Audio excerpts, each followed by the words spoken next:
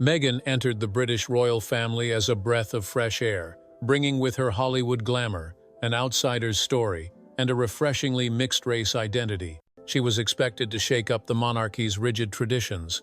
When she left the royal family with Prince Harry and signed a $100 million deal with Netflix in 2020, it seemed like Meghan was poised to reshape the concept of celebrity influence. But after just 5 years, the deal fell through, marking an unfortunate turn in her Hollywood journey.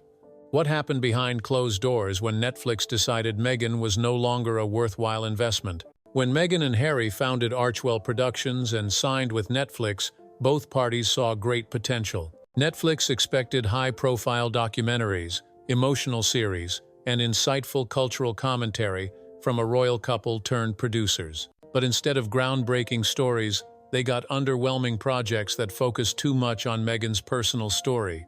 The Harry and Meghan documentary was the biggest hit, setting a record for the most-watched documentary on Netflix in its opening weekend, with 64 million hours watched. But subsequent projects like Live to Lead, Heart of Invictus, Polo, and With Love, Meghan failed to maintain traction. Many, like the animated Pearl, were cancelled before completion, while other ideas stuck in development. The problem wasn't just the numbers. Meghan was accused of bringing an overly controlling attitude to production. Staff members, from producers to interns, described her as having a cold tone, impossible demands, and terrifying silences when things didn't go her way. Meghan wanted to control every second of the scene, every line of dialogue, every detail of the story, turning the creative process into a power struggle. An insider revealed that she was not cooperating but giving orders, leading to low morale and high turnover. In an industry that relies on collaboration, this behavior is considered the kiss of death. Netflix, a machine that chases measurable success, quickly realized that Meghan's projects were not meeting expectations. With Love, Meghan, despite hitting the global top 10 in its opening weekend, quickly lost momentum, with low audience retention. Her shows lacked vitality, generating no buzz or viral snippets. While Meghan continued to demand more control, screen time, and budget, Netflix saw a different picture, a star trying to relive the glory of Suits, but stuck in a cycle of retelling her victim story. Executives, once enthusiastic about the Sussex brand, now sighed every time Meghan's name was mentioned in meetings. Tensions reached a boiling point when one executive bluntly remarked that Meghan, at nearly 50, was too old for this role. This was not an attack on her age, but a warning that she had not evolved. Hollywood respects experience, but it does not tolerate stagnation. Netflix expected Meghan to bring fresh stories, but she focused on promoting herself, turning every project into a part of her personal brand. Every meeting, every proposal, revolved around her personal struggles, her victimhood, her story of being mistreated by the royal family.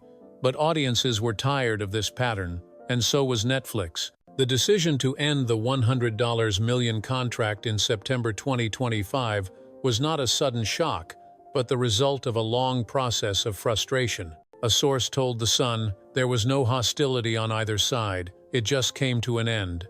Netflix feels it has gotten everything out of the couple, with Harry and Meghan being the unassailable pinnacle. The company is shifting to more flexible contracts rather than the long-term deals it has with Meghan and Harry or Barack and Michelle Obama.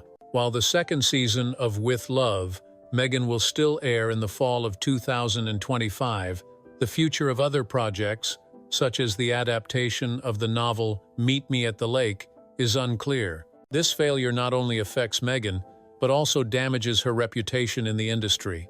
Hollywood is a small circle, and rumors spread quickly. Other platforms like Disney and Apple are watching closely, and no one wants to be the next company to be burned by a partner who brings more drama than rewards. Meghan was once seen as a promising icon, but now she is seen as a cautionary tale. Executives no longer saw her as a game changer, but as a risk someone who showed great promise but failed to deliver. Meghan still seemed to believe she was just one project away from making a comeback. She kept sending proposals new, reach out to media allies, and try to reshape the narrative. But the tactic of blaming discrimination or injustice, which worked when she confronted the royal family, was no longer convincing when it came to Netflix, a company that had given her millions of dollars, creative control, and a global platform. The numbers don't lie. Audiences were no longer engaged, and the industry had begun to move forward without her. While Netflix invested in new creators who were telling stories and connecting with audiences, Meghan remained trapped in her own image, a brand built around injustice and victimhood. She had a rare opportunity: royal fame, global attention, and unlimited resources.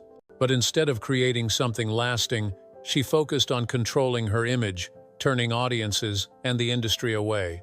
Hollywood waits for no one, not even a duchess.